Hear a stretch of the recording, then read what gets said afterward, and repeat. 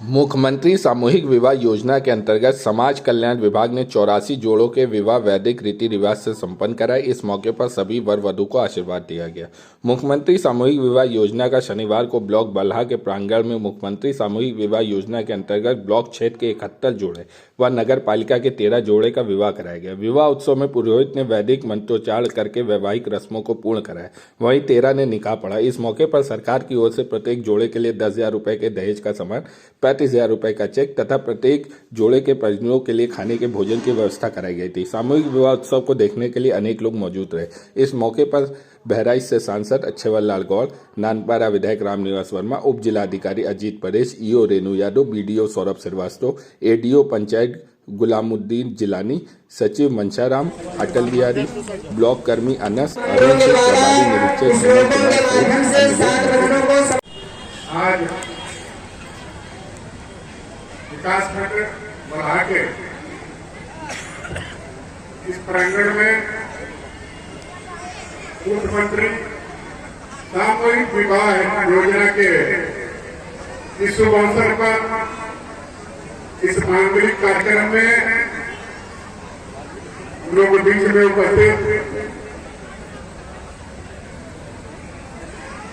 उप जिलाधिकारी महोदय नानपारा, हमारे सीआरओ साहब, इस विकास खंड के प्रमुख प्रतिनिधि के रूप में उपस्थित भैया वर्मा जी, हमारे प्रधानगण, इस विकास खंड के पंचायत के वीडियो साहब, समस्त अधिकारीगण, कर्मचारीगण और आज के इस सामूहिक विवाह पर वर वधु के साथ आए हुए सभी अभिभावक, उनके सहयोगी, अन्य सभी नागरिक बंधुओं का इस अवसर पर बहुत बहुत शुभकामना। जरा एक बार आज सबकी सामूहिक शादी हो रही है और हम सब जानते हैं कि अपने संस्कृति में, अपने सनातन धर्म में भगवान राम की शादी और भगवान शंकर अद्भुत हुई है। इसलिए आज के अवसर पर हम सभी लोग एक बार जयकारा बोलेंगे, बोलो श्याम रामचंद्र की। अपना पक्का मकान नहीं था, छप्पर था, मिट्टी का था, टीन का था, उनको माननीय नरेंद्र मोदी जी ने प्रधानमंत्री आवास देने का काम किया और सिर्फ दिया ही नहीं, अभी आगे भी देने वाले हैं।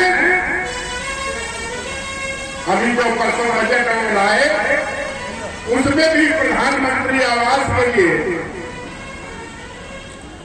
बहुत धन बढ़ा करके इन गरीबों के उत्थान के लिए उन्होंने बजट प्रस्तावित किया।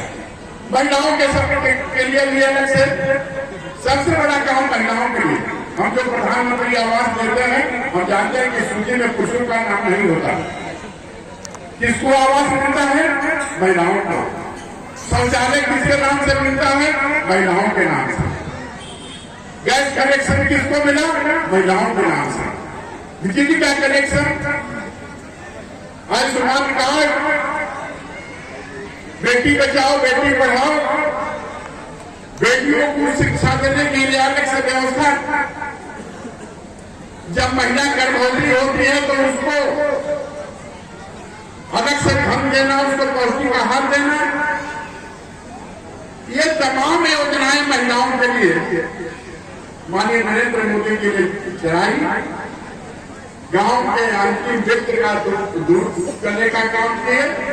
इसलिए माननीय नरेंद्र मोदी जी हमेशा कहते हैं कि हमारे साथ 135 करोड़ जनता का आशीर्वाद है और उनका आशीर्वाद का जो जनता का मिला उसका देखिए कि आज हमारे बगल के जो देश है पाकिस्तान है, वहां पर आटा का भाव मिल रहा है 300 रुपया किलो।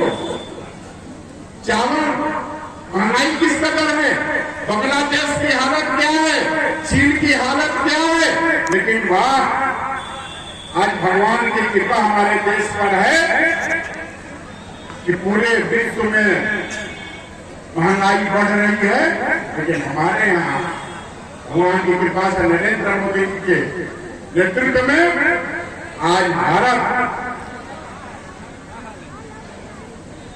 इंग्लैंड को पीछे छोड़ते हुए आज भारत विश्व की 5वीं आर्थिक स्थिति वाला देश बन गया। बहुत से राष्ट्र हैं, लेकिन उत्तर प्रदेश के सुप्रीम मुख्यमंत्री योगी आदित्यनाथ जी के आदेश पर ऐसे परिवार जो बहुत ही गरीब हैं, जिनके विवाह में दिक्कतें आती हैं, उनको सरकार की तरफ से उनको सामूहिक रूप से विवाह कार्यक्रम करा करके उनका विवाह करने का कार्य सबके द्वारा कराया जाता है। आज पूरे उत्तर प्रदेश में इस प्रकार का समारोह हो रहा है और राज्य के अंदर भी 13 स्थानों पर लगभग 740 वर वधुओं की शादी सरकार के द्वारा कराई जा रही है। मैं यहाँ पर उपस्थित सभी वर वधुओं को अपनी तरफ से, सरकार की तरफ से उनका दाम्पत्य जीवन सुखी हो, मंगलमय हो और दोनों अपने आने वाले जीवन को सुखी पूर्वक आगे बढ़ाने, इसके लिए भगवान से प्रार्थना करते हैं कि वो सबको आशीर्वाद दें। हम लोगों का आशीर्वाद तो है ही। हम सभी लोग जानते हैं कि हमारे देश के यशस्वी प्रधानमंत्री माननीय नरेंद्र मोदी जी, जो सिर्फ भारत के प्रधानमंत्री नहीं, पिछले विगत 3 वर्षों से विश्व के सर्वाधिक लोकप्रिय व्यक्ति हैं। 250 देशों के अंदर, अब आप दो लीजिए कितने देश हैं, कितने भारत से आगे हैं, लेकिन लोकप्रियता के मामले में माननीय नरेंद्र मोदी जी आज प्रथम स्थान पर हैं। और क्यों है?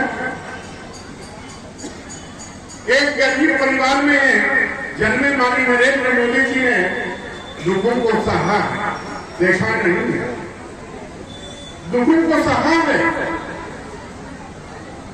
जिनकी मां दूसरों के घरों में बर्तन मांज करके अपने बच्चे को पढ़ाई, आगे बढ़ाई, वो गरीबी जानता है। इसलिए गरीबों के लिए क्या क्या करना है, माननीय नरेंद्र मोदी जी ने वह सारा काम किया है और करते जाएंगे। की आर्थिक की बात की, सरकार आपकी है, अगर कहीं कुछ ऐसा है तो क्या मुकदमा? मैं उनसे पूछना चाहता हूँ कि वो कह रहे हैं जो सत्ता में व्यक्ति रहा है, क्या वो शूद्र है? वो शूद्र है, उनकी जात क्या शूद्र है? इस प्रकार समाज को बांटने की अब उनके हाथ में, तो उनके साथ तो कोई नहीं रह गया। आज भी जो कल रिजल्ट आया एमएलसी के चुनाव का, उससे भी उनको मालूम है। इसके पहले एमएलसी का चुनाव हुआ, विधानसभा का चुनाव हुआ, फिर चुनाव होगा। उनको जनता उनके हैसियत बता रही है। वो क्या कहना चाहते हैं, क्या करना चाहते हैं, यही नहीं स्पष्ट है। सत सूद की परिभाषा क्या समझते हैं? देखिए ना, ये तो जो हमारे धार्मिक ग्रंथों में है, हमारे पौराणिक ग्रंथों में है, या भारत के संविधान में है। उन जो लोग शूद्र कह करके हल्ला कर रहे हैं, वो बतावे कि शूद्र कौन है, वो बतावे। मात्र कह देने से कि हम शूद्र हैं, आप शूद्र हो जाएंगे। जो शासन कर रहे हैं, जिन्होंने शासन किया, अखिलेश का परिवार, उनकी हैसियत क्या थी पहले? उनके बाप जब एक मास्टर थे स्कूल के, उनकी आर्थिक स्थिति क्या थी? आज उनकी आर्थिक स्थिति क्या है? वो शासन में रहे हैं, वो शुद्र हैं। और हमारे संस्कारों में, हमारे पौराणिक ग्रंथों में देखिए, यदि 4 वर्णों की व्याख्या करें तो हम मानते हैं कि हम अपने पैर को शूद्र कहते हैं ना। सर को ब्राह्मण, भुजा को क्षत्रिय, पेट को हम वैश्य और पैर को शूद्र कह करके व्याख्या की जाती है। लेकिन पूजा किसकी होती है? हम किसी को सम्मान देना चाहते हैं तो पैर क्यों छूते हैं? पैर शूद्र है तो हमारे संस्कारों के अनुसार, हमारे धार्मिक पुराणों के अनुसार पैर ही का महत्व, शूद्र का ही महत्व सबसे ज्यादा है। और माननीय मोदी जी ने तो काशी में, प्रयागराज में शूद्र लोगों का ही पैर धो करके उनका सम्मान किया।